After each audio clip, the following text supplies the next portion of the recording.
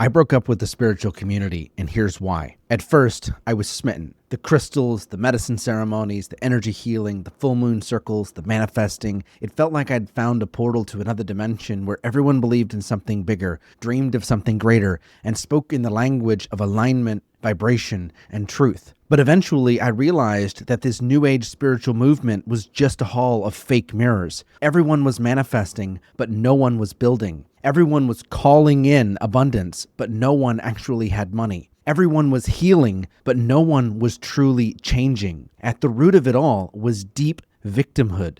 Victimhood about trauma, money, politics, the world, society, the pain, the suffering, how hard life is, whatever. I kept thinking, does no one see that we're here to change the world? That's the whole point. And unless we release the victimhood and step into empowerment as creators, nothing will actually change. It's up to us.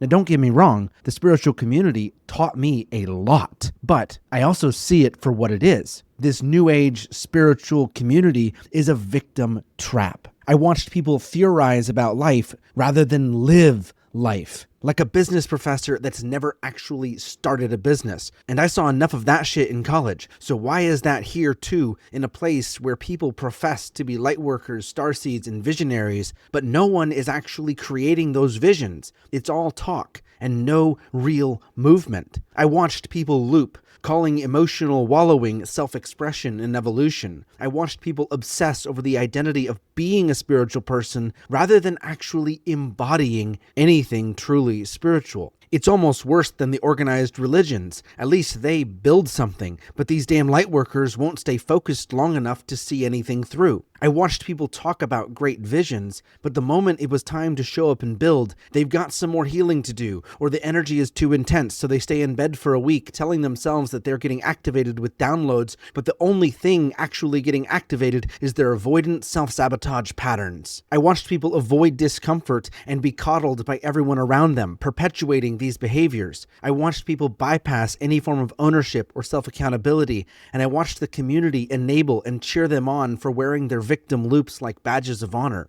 And worst of all, the coddling. Coddling disguised as feminine flow, procrastination disguised as manifestation, self-loathing disguised as healing, escapism disguised as ascension, apathy disguised as love and light. But you know what doesn't coddle? Nature. Nature is spiritual, but nature is not soft. The universe is rigorous, unforgiving, and direct. And I realized the most spiritual thing I can do is create, to build, to expand. The most spiritual thing I can do is show the fuck up, even when I don't feel like it. At the core of our true nature, we are creators, but most of the spiritual community will do anything to avoid actually creating. They'll tell any imaginable story to excuse them from embodying their power and taking ownership of their reality and their actions. And that's not what this world needs. The world needs creators who are committed to seeing the change that needs to happen within themselves and then actually changing themselves. The world needs creators who are willing to see what needs to change in the world and then who are willing to go and build whatever is needed to fucking change it. But the people who change the world most are not the most spiritual or enlightened. They're the most consistent. They are the most committed and devoted to their mission. They are the most tolerant of extreme discomfort.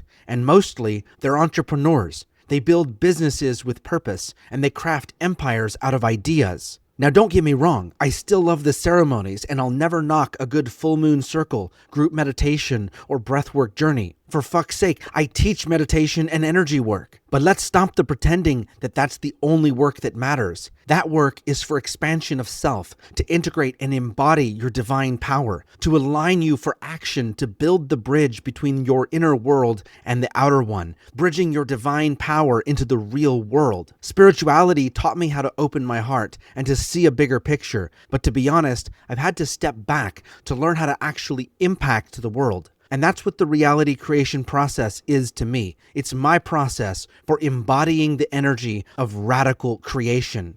And if you're still here, you're probably nodding your head and you've probably walked a similar path. So it's time to build. So let's fucking build. And if you want my help in breaking out of the loops and embodying your creative power, I've put something up at the link in my bio for you, right up here or right down here, because it's time to break the cycles, to activate your source code, and build like the creators we are meant to be. I'll see you guys on the flip side.